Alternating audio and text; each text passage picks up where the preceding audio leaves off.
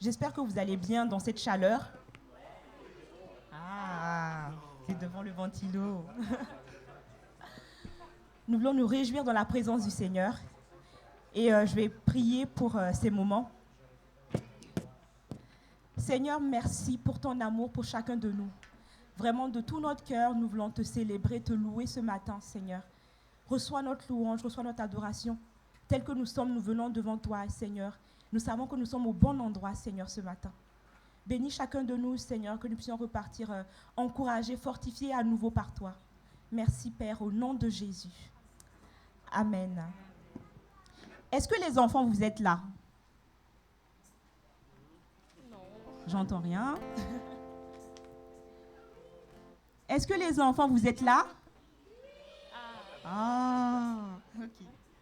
Ben, on va commencer avec ce chant qui dit « Ma petite lumière ».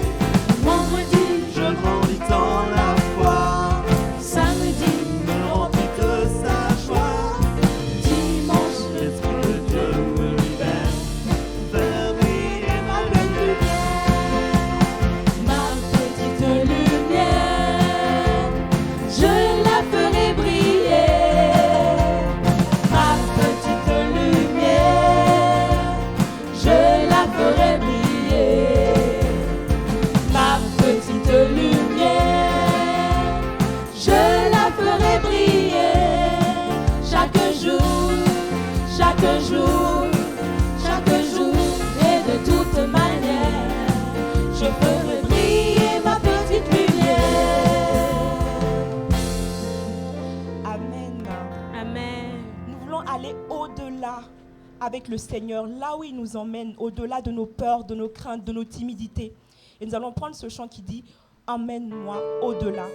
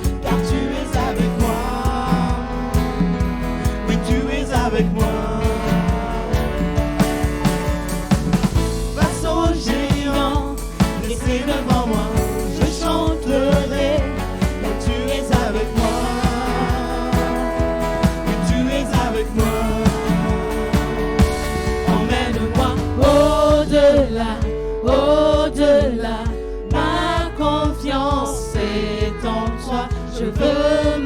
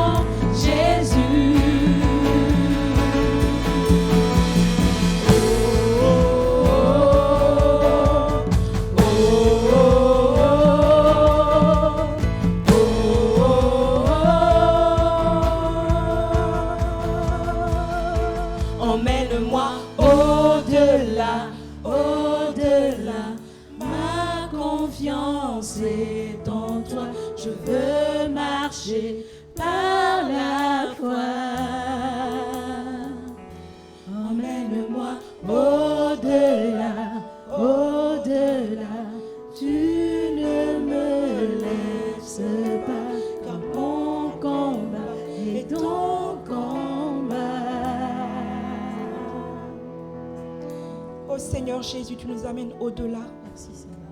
Tu nous amènes plus loin que nos peurs, que nos tristesses, que nos timidités, Seigneur. Et nous voulons placer toute notre confiance en toi encore ce matin. Tu es le seul digne de notre confiance, Seigneur. Parce que tu es fidèle en tout lieu, en toutes circonstances. Seigneur, donne-nous de te rechercher vraiment de tout notre cœur. De te livrer tout notre cœur, Seigneur Jésus. Et de nous attendre à toi pour notre vie. Que la gloire et l'honneur te soient rendus, Seigneur Jésus. D'amour. Pour toi, Seigneur, pour toi qui m'as sauvé, pour toi qui m'aimes, je veux te dire en retour que je t'aime aussi.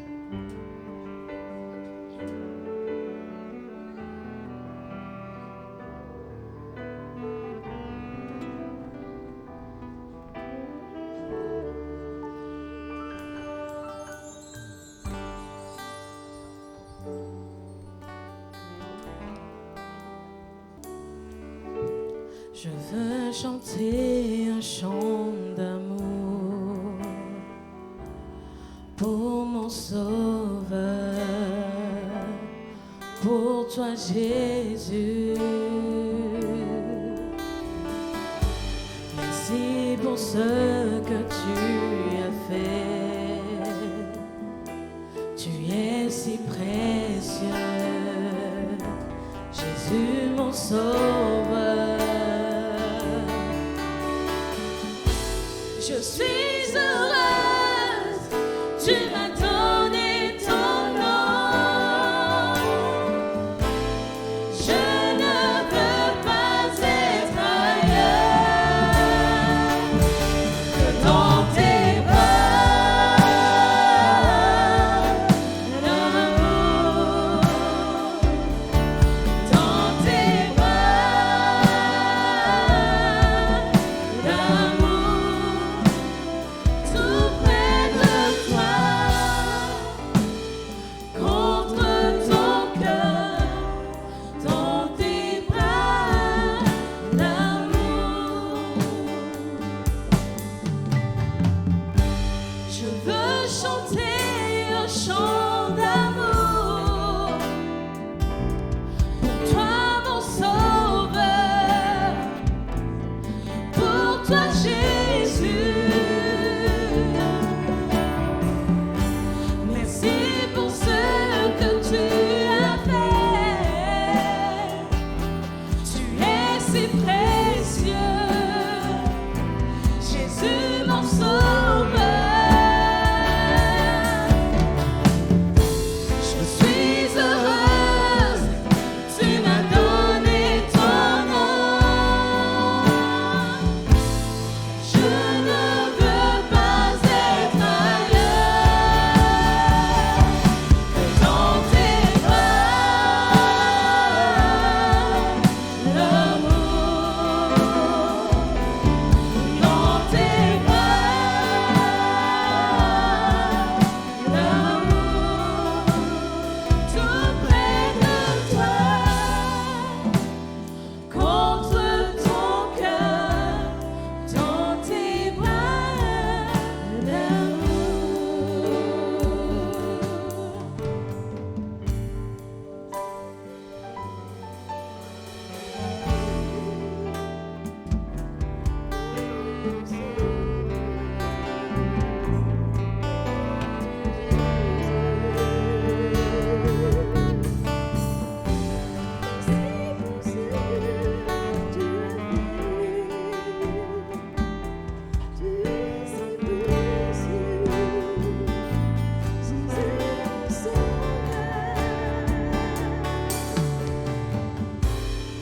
Chanter un chant d'amour.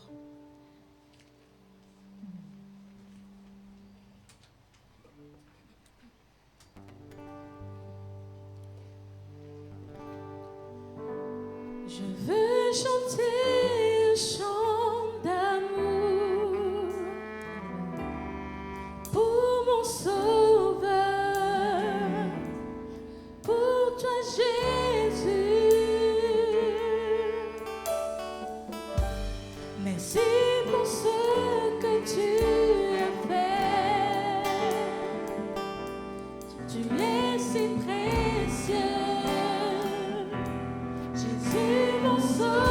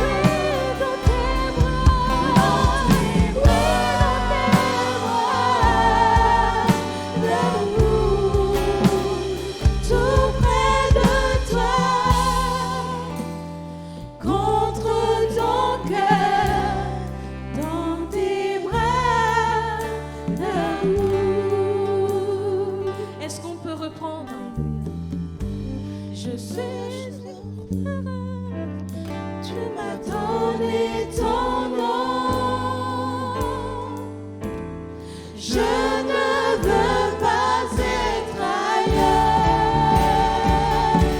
que dans tes bras d'amour, dans tes bras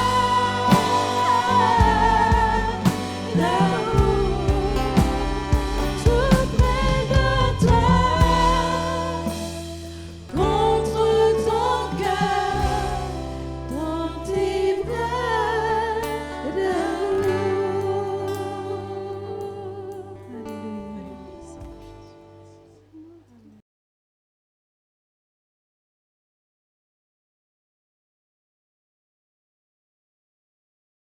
Je te suivrai, que ce soit dans la joie, dans la peine.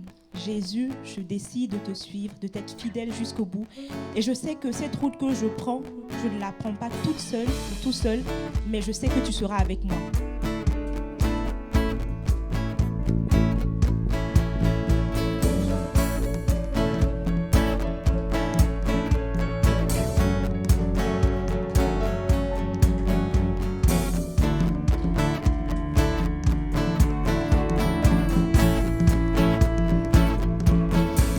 Dans la joie, quand le soleil inonde, sur les monts où ta présence abonde. Jésus, je te suivrai. Dans la peine, quand mon âme sombre, dans la vallée du deuil et de l'ombre. Jésus, je te suivrai. Tu es mort pour moi. Je vivrai pour toi. Tu t'es offert sans regarder. Tu as souffert pour me sauver. Jésus, je te suivrai. Je t'aimerai plus que la vie. Te servirai malgré le prix. Jésus, je te suivrai. Confiant quand la foi est profonde, dans la doute, quand la paix semble fondre. Jésus, je te suivrai. Car tu es mort pour moi.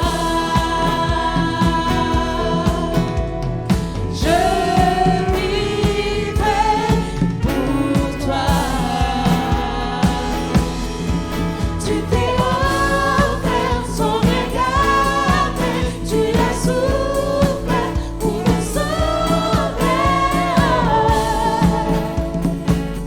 Jésus, je te suivrai. Je t'aimerai plus que la vie. Te servirai malgré le prix. Jésus, je te suivrai.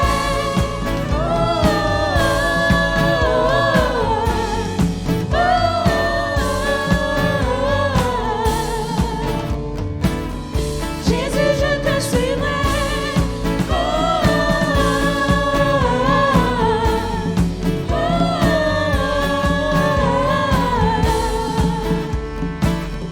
Jésus, je te suivrai.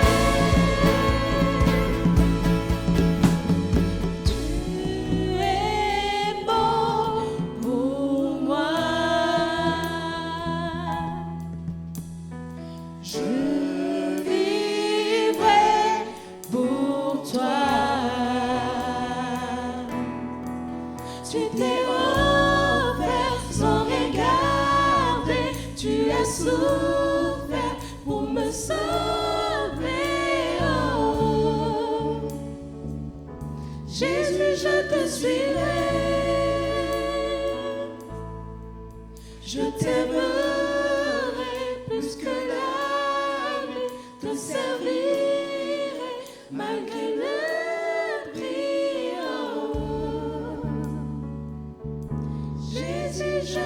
suivrai.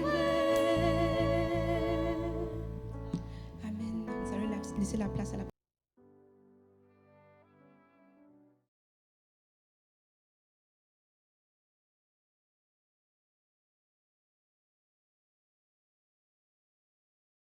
À tous et à toutes. Nous prions. Seigneur Dieu, 3 fois saint, nous te rendons grâce et nous te disons encore ce matin infiniment merci. Merci, Père, parce que tu es au milieu de nous.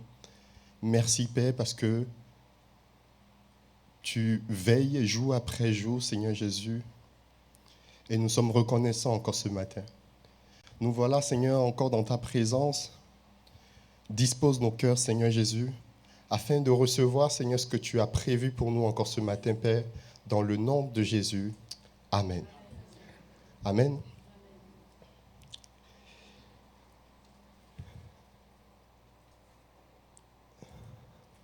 Est-ce que vous pouvez demander à votre voisin, celui de gauche ou de droite, peu importe, est-ce que tu veux suivre Jésus ? Et s'il vous dit non, essayez de vous rappeler si le chant qu'on a pris tout à l'heure, est-ce qu'il a chanté ? Tout le monde a dit oui ? Personne n'a dit non ? Bon, ok. Notre modèle par excellence, c'est Jésus. Et nous voulons être des enfants et des disciples de Jésus. Nous aspirons tous, si je ne me trompe pas, comme vous venez de le dire, tout le monde a dit oui, je veux suivre Jésus.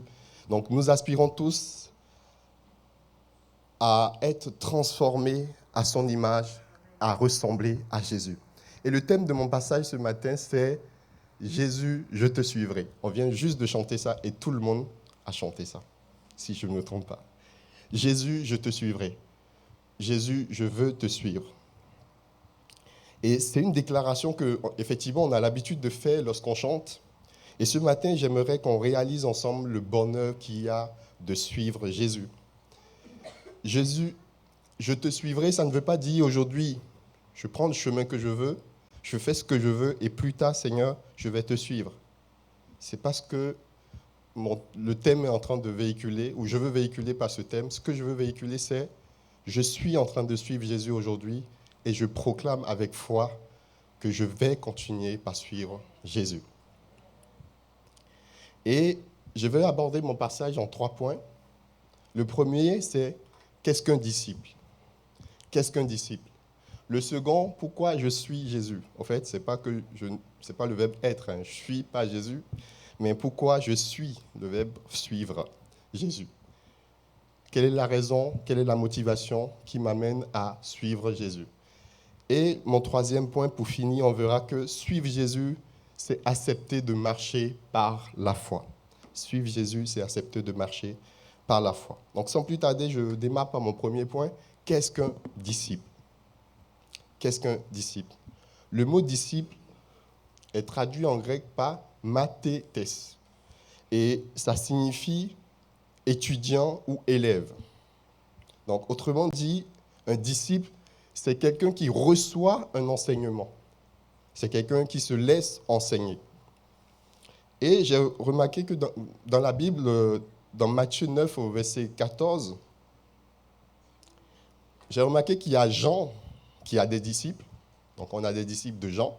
Et on a aussi des disciples de Jésus. Donc je lis le verset qui dit « Alors les disciples de Jean vinrent auprès de Jésus et dirent « Pourquoi nous et les pharisiens jeûnons-nous, tandis que tes disciples ne jeûnent point ?» Donc, les disciples de Jean jeûnaient et les disciples de Jésus ne jeûnaient pas. Donc, en fait, c'est pas ce sur quoi je veux attirer votre attention, c'est plutôt le fait que Jean avait des disciples et Jésus avait des disciples. Cela veut dire simplement que Jean avait des personnes, il y avait des personnes qui étaient enseignées par Jean et il y avait des personnes qui étaient enseignées par Jésus. Il y a Osée 4, verset 6 qui nous dit « Mon peuple périt faute de connaissance ». Nous avons besoin de connaître la vérité, d'être enseignés si nous ne voulons pas être égarés. Et notre meilleur enseignant, c'est le Saint-Esprit. On va lire dans Jean 16 au verset 12, qui dit, non, c'est Jésus qui parle, il dit, « J'ai encore beaucoup de choses à vous dire, mais vous ne pouvez pas les porter maintenant.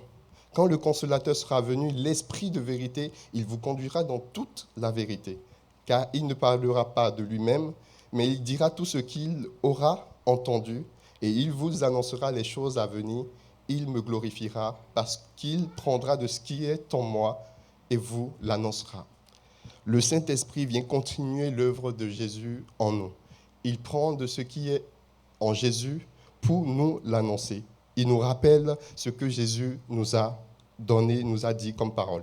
Excusez-moi, est-ce que c'est possible de juste baisser un petit peu le retour? Je m'entends trop fort. Merci. Donc, il y a aussi Jean 14, verset 26, qui dit, 25 à 26, c'est Jésus, « Je vous ai dit ces choses pendant que je demeure avec vous. Mais le Consolateur, l'Esprit Saint, que le Père enverra en mon nom, vous enseignera toutes choses et vous rappellera tout ce que je vous ai dit. » Au fait, pourquoi j'ai énuméré ces différents versets, c'était pour souligner l'importance de l'enseignement. L'enseignement. Le disciple, c'est un étudiant, c'est un élève, et l'élève se laisse enseigner. Et nous avons besoin d'être enseignés pour ne pas s'égarer. Et il y a aussi les premiers disciples, les premiers chrétiens dans la Bible aussi étaient appelés des disciples. Et vous pouvez lire cela dans Actes 6, de versets 1 à 9. Nous sommes des disciples de Jésus, enseignés par sa parole à l'aide du Saint-Esprit. Un disciple suit son maître. Et par rapport à cela, Jésus va donner une parole dans Matthieu 16, verset 24, par rapport aux disciples qui veulent le suivre. Il va dire, Jésus dit à ses disciples, « Si quelqu'un veut venir après moi, qu'il renonce à lui-même, qu'il se charge de sa croix et qu'il me suit. Car celui qui voudra sauver sa vie la perdra, mais celui qui la perdra à cause de moi la trouvera. » Et il y a 3 points que je note. Renoncer à soi-même, porter sa croix, c'est-à-dire accepter, subir ce que Christ a subi. Porter sa croix, c'est marcher au milieu de l'opprobre, de la moquerie, c'est accepter la persécution. Et il y a le 3e point que je note, c'est suivre Jésus, c'est-à-dire prendre Jésus pour un exemple et marcher à sa suite. Un disciple, c'est un étudiant, et un étudiant suit son maître avec confiance et obéissance. Nous sommes des disciples. On a dit au début qu'on veut suivre Jésus, donc cela nous positionne en tant que disciples, si je peux le dire comme ça, en tant qu'élèves, pour se laisser enseigner par Jésus, notre maître. Mon 2e point, c'est pourquoi je suis Jésus. Quelle est la motivation pour laquelle je dis je veux suivre Jésus, ou j'ai envie de suivre Jésus, ou je suis Jésus? Et pour illustrer mes propos par rapport à ce point, je vais m'appuyer sur le texte de Jean au chapitre 6. Le texte est un peu long, donc je vais essayer de faire un petit résumé. Et on va lire quelques versets, juste quelques versets, et je vais faire un résumé global. Donc, si on lit les 2 premiers versets, après cela, Jésus passa sur l'autre rive du lac de Galilée, appelé aussi lac de Tibériade. Une foule immense le suivait, attirée par les guérisons miraculeuses dont elle avait été témoin. Là, on voit qu'il y a une grande foule qui suit Jésus, parce que cette foule était attirée par les miracles que Jésus accomplissait. Et Jésus va voir cette foule et va finalement dire, OK, il va demander à Philippe d'aller acheter du pain pour nourrir toute cette foule. Et Philippe va dire à Jésus, on n'a que 200 deniers, et avec ces 200 deniers, le nombre de pains qu'on peut se procurer avec ces 200 deniers ne peut pas suffire pour nourrir toute la foule qui est présente. Il y avait 5000 hommes, en sachant que les femmes et les enfants n'étaient pas comptés. Jésus va poser cette question à Philippe, bien évidemment, Jésus savait ce qu'il allait faire par la suite, mais il va poser cette question à Philippe pour voir comment Philippe allait réagir. Et on avait André, le frère de Pierre, qui était là, qui va présenter effectivement à Jésus ce jeune garçon qui avait les 5 pains et les 2 poissons. Jésus va prier, il y aura derrière la multiplication des pains. Donc tout le monde va manger, tout le monde sera content. Et quand on lit à partir du verset 14, ces gens, donc il y avait la foule, on pouvait dire aussi que ce sont des disciples, donc il y avait la foule, ayant vu le miracle de Jésus, ayant vu le miracle que Jésus avait fait, disaient, celui-ci est vraiment le prophète qui doit venir dans le monde. Et Jésus, sachant qu'ils allaient venir l'enlever pour le faire roi, se retira de nouveau sur la montagne, lui seul. Jésus se retire, et plus tard, on a aussi les disciples qui vont rentrer dans la barque pour aller à Capernaum. Donc, j'ai essayé de prendre une petite carte pour juste illustrer un petit peu cela. Donc, au fait, tout se passe ici. Donc, Tibériade et Capernaum. Donc, j'ai fait un petit zoom là-dessus, si ça veut venir. Donc, ici, ils étaient là, à Tibériade, et ils vont rentrer dans les barques. Donc, Jésus va partir tout seul. Et les disciples vont prendre les barques pour quitter là, pour aller à Capernaum, qui est en haut ici. Et le lendemain, la foule va se mettre à chercher. Ils ne vont pas retrouver les disciples, ils ne vont pas retrouver Jésus. Ils vont se mettre à chercher Jésus et à chercher principalement Jésus. Donc eux aussi, le lendemain, la foule, les autres disciples, si je peux le dire comme ça, vont quitter Tibériade dans les barques et rejoindre Capernaum. Et arrivés là-bas, les disciples vont voir Jésus et ils vont dire ceci. « Rabbi, quand es-tu venu ici ?» Et Jésus va leur répondre au verset 26 et va dire « En vérité, je vous le dis, vous me cherchez non parce que vous avez vu des miracles, mais parce que vous avez mangé des pains et que vous avez été rassasiés. » Voilà la réponse de Jésus. Et après la réponse de Jésus, donc à partir du verset 27 jusqu'au verset 50 par là, ou 51, Jésus va prendre le temps d'enseigner la foule. Il va enseigner la foule sur le fait qu'il est le pain de vie. Donc, tous ces versets, il explique, il enseigne la foule. Et à l'issue de son enseignement, qu'est-ce qu'on constate ? Il y a certains disciples qui vont trouver les paroles de Jésus trop dures. Et ils vont partir. Ils vont se retirer. Et il y aura les 12 disciples qui vont rester. Je n'ai pas noté ça. Donc les 12 disciples vont rester et Jésus va dire, et vous ?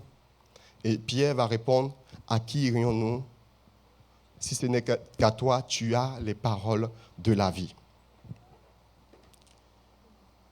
Donc, la foule était là et suivait Jésus initialement au début parce que Jésus faisait des miracles. Parce que Jésus faisait des miracles. Et la réponse de Pierre va montrer qu'ils ont foi en Jésus. Parce que Pierre aussi, ces 12 qui ont été choisis aussi pouvaient s'éloigner, pouvaient partir. Mais ils sont restés là. Parce qu'ils ont foi en Jésus. C'est-à-dire qu'ils sont convaincus que la parole de Jésus est vraie.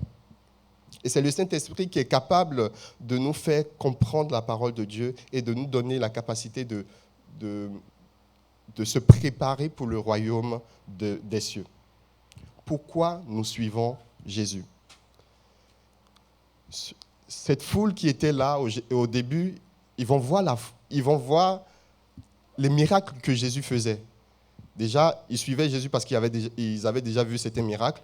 En plus de cela, ils voient que Jésus va encore multiplier les pains. Alors là, c'est gagné. Là, et du coup, sur ce point, ils ont voulu le faire roi. Et bien évidemment, ils auront à manger parce que Dieu va multiplier les pains. Ils n'auront pas de soucis. Donc, ils ont voulu élever Jésus, le faire roi.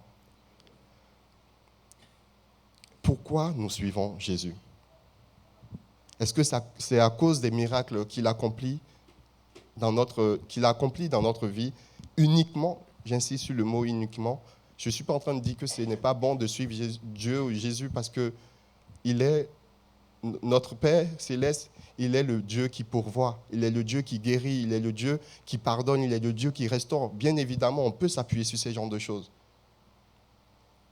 Mais est-ce qu'on s'appuie uniquement parce que Dieu nous a guéris, Dieu nous guérit? Est-ce qu'on s'appuie uniquement ou on le suit parce qu'il pourvoit à nos besoins? Ou on le suit parce que nous croyons en lui? Nous croyons en sa parole. Nous croyons en son Fils Jésus qui est mort, ressuscité pour nous. Nous sommes conscients de ce sacrifice-là et de cette liberté-là que nous avons aujourd'hui grâce au sacrifice, effectivement, de Jésus. Pourquoi nous suivons Jésus?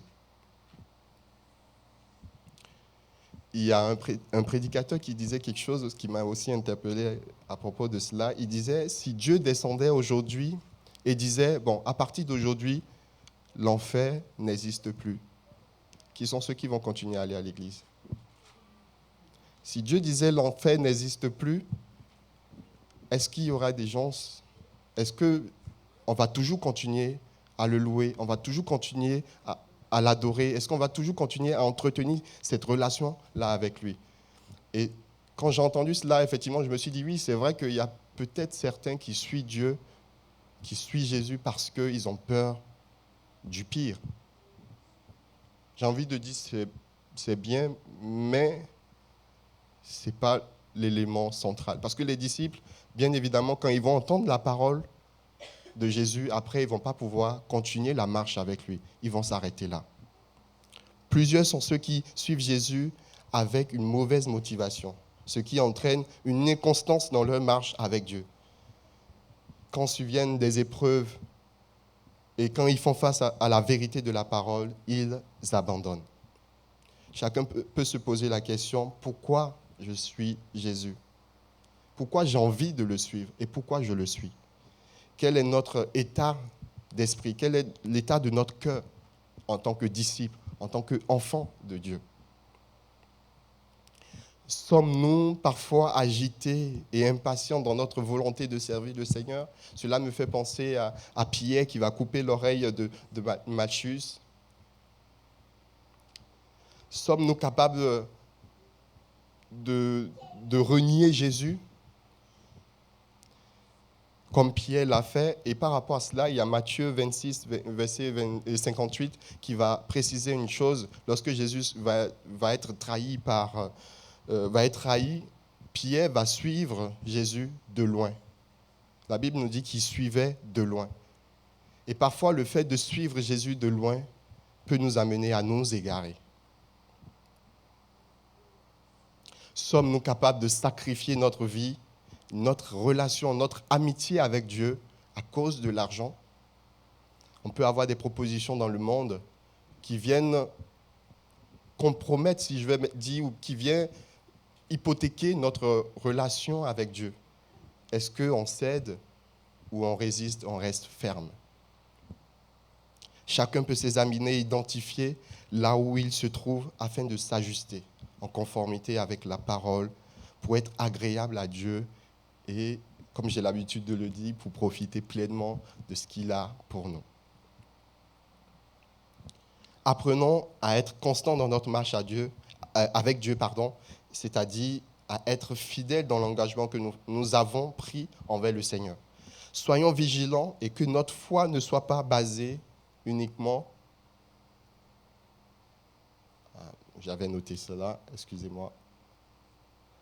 Soyons vigilants et que notre foi ne soit pas basée sur les miracles ou sur ce que le Seigneur nous donne, mais que notre foi soit basée plutôt sur qui il est, qui est Dieu. J'espère que vous avez compris ce pourquoi j'ai pris cet exemple. Ils ont vu les miracles, ils suivaient Jésus, ils ont vu la multiplication de pain, cela les a encouragés à suivre Jésus, mais Jésus les enseigne et suite à cet enseignement, ils arrêtent. Raison pour laquelle notre motivation dans la volonté de suivre Jésus doit être solide, afin qu'on reste inébranlable, peu importe les situations. Mon troisième point, suivre Jésus, c'est accepter de marcher par la foi et dans la fidélité. De marcher par la foi et dans la fidélité. Suivre Jésus, j'ai envie de dire, c'est marcher dans l'inconnu. Et marcher dans l'inconnu, c'est marcher par la foi. Pour illustrer cela, j'ai repensé à l'histoire de Ruth. Donc dans Ruth, au chapitre 1, du verset 1 à 19, on ne va pas le lire, 19 ou 18, on ne va pas le lire, mais on va le lire, je vais juste faire un résumé. J'étais un peu en avance là. Je vais juste faire un petit résumé de cette histoire. Donc, il y a un homme nommé Elimelech de Bethléem de Juda qui quitte son pays avec sa femme Naomi et ses 2 fils Machlon et Kiljon.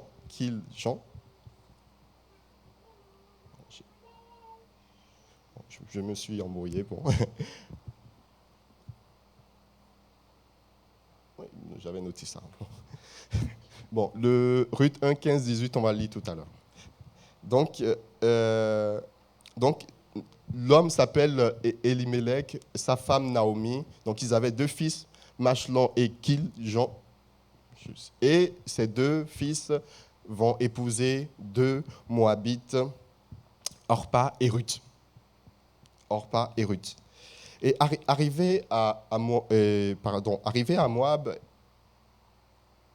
Elimelech meurt arrivé à Moab. Excusez-moi.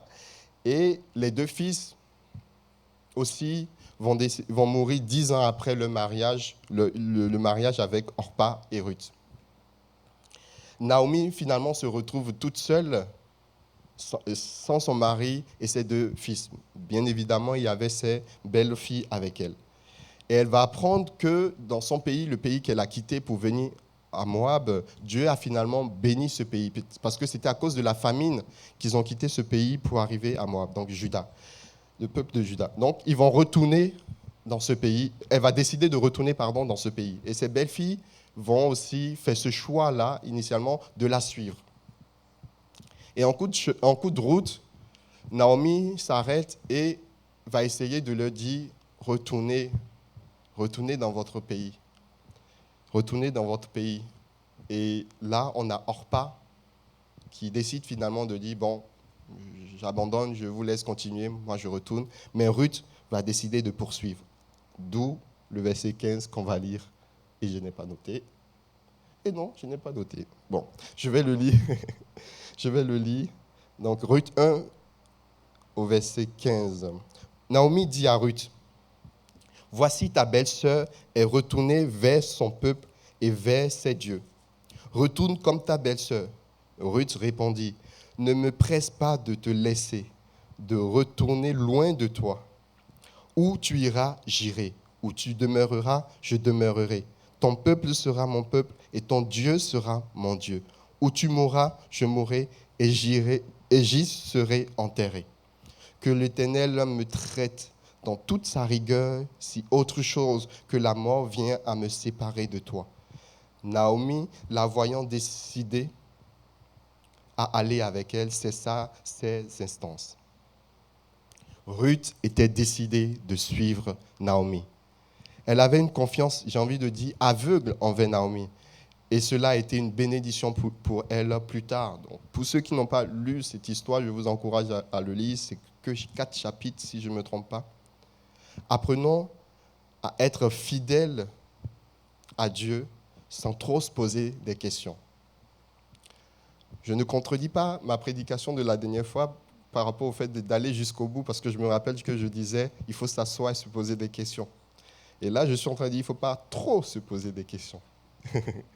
Parce que le fait de trop se poser des questions peut effectivement nous empêcher d'agir. Qu'est-ce qui va m'arriver demain?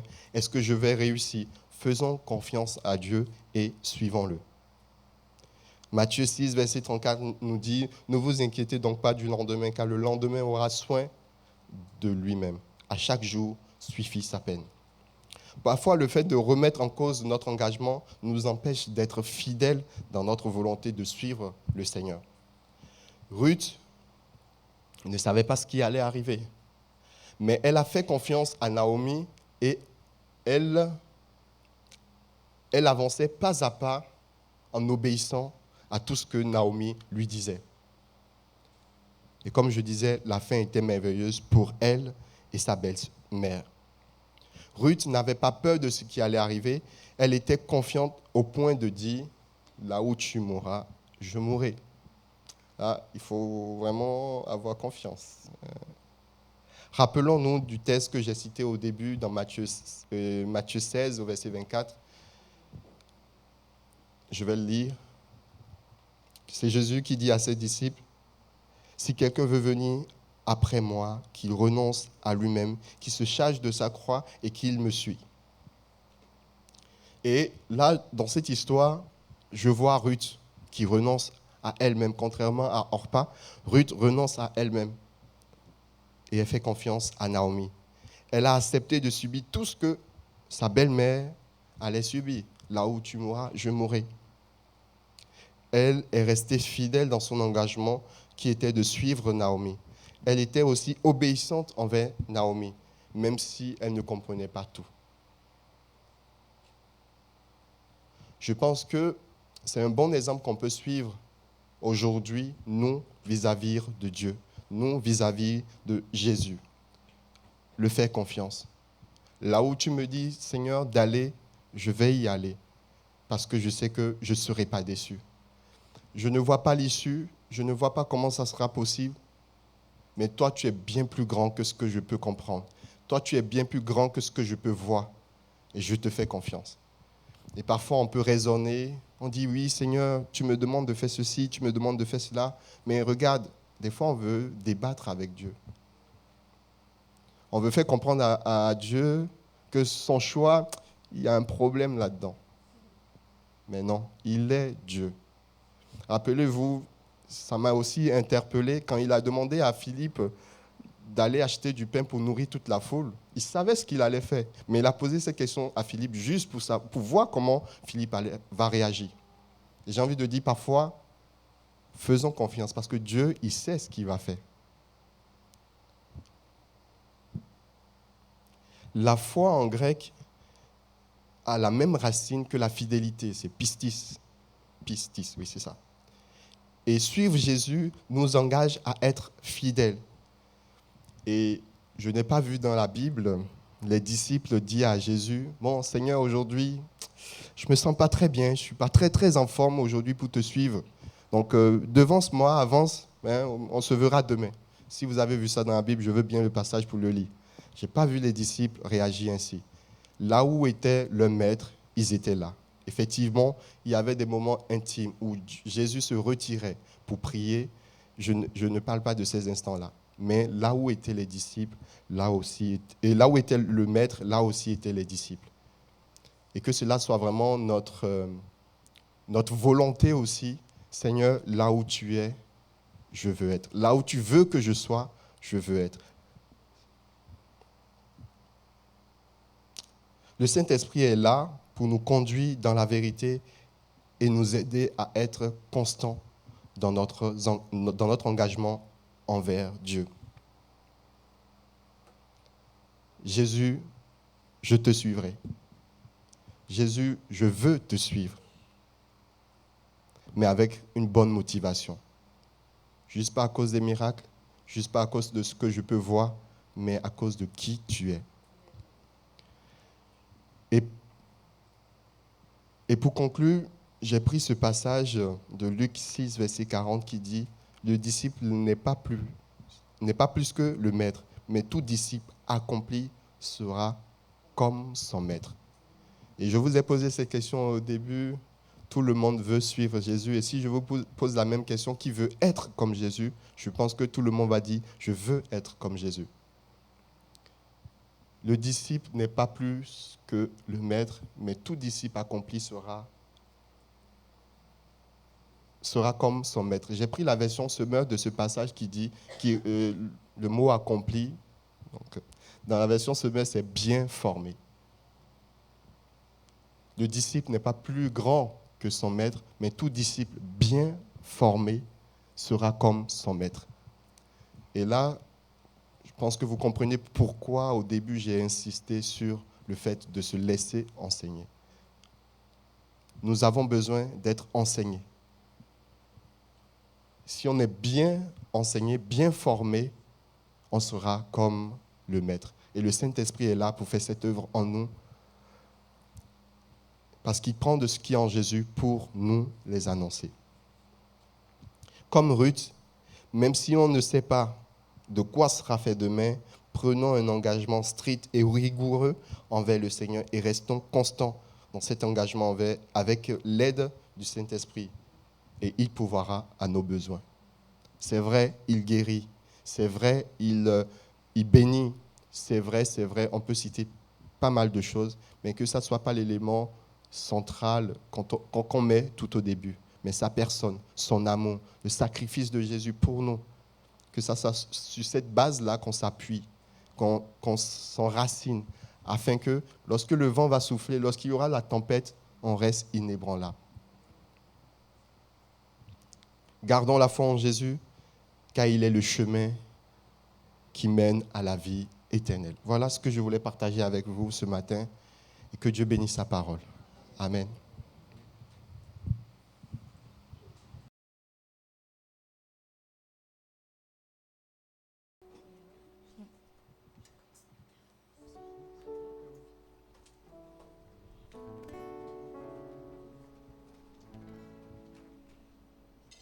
On va se tenir debout.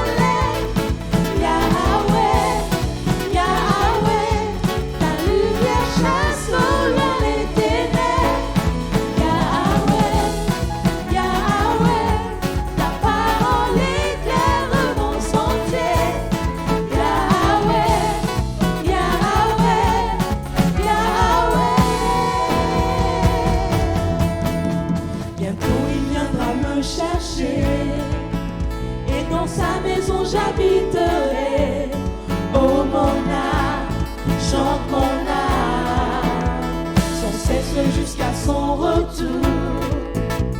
Mon âme chante son amour tous les jours, tous les jours.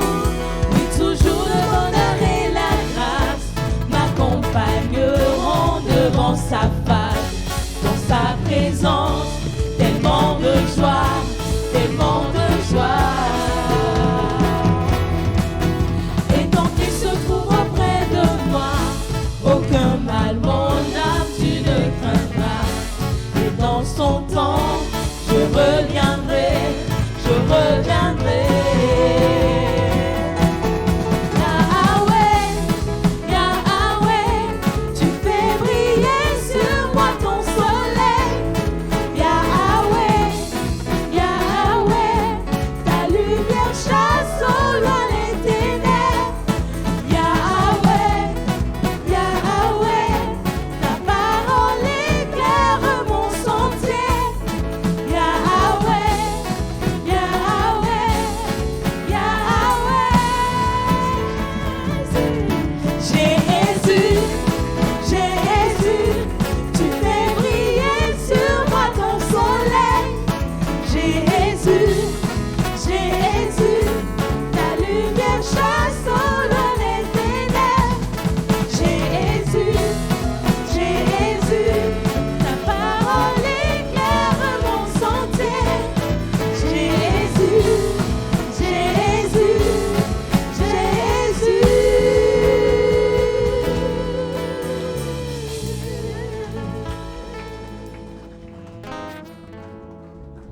Terminé par la prière. Merci pour ce temps que nous avons eu devant toi. Merci pour ta parole qui a été proclamée. Et c'est vrai, si nous avons de mauvaises motivations pour te suivre ce matin, nous voulons faire le point avec toi, Seigneur, et décider de te suivre parce que tu es Dieu, de te suivre parce que tu es amour, de te suivre parce que tu es celui qui est notre idéal, Seigneur. Et nous voulons vraiment avoir cela au fond de notre cœur afin de marcher avec assurance jusqu'au bout. Seigneur, que nous puissions être fidèles jusqu'au bout et aller à ta rencontre le jour où tu reviens. Merci, Père, de nous garder dans ta paix, de nous raccompagner dans nos demeures. Amen. Amen.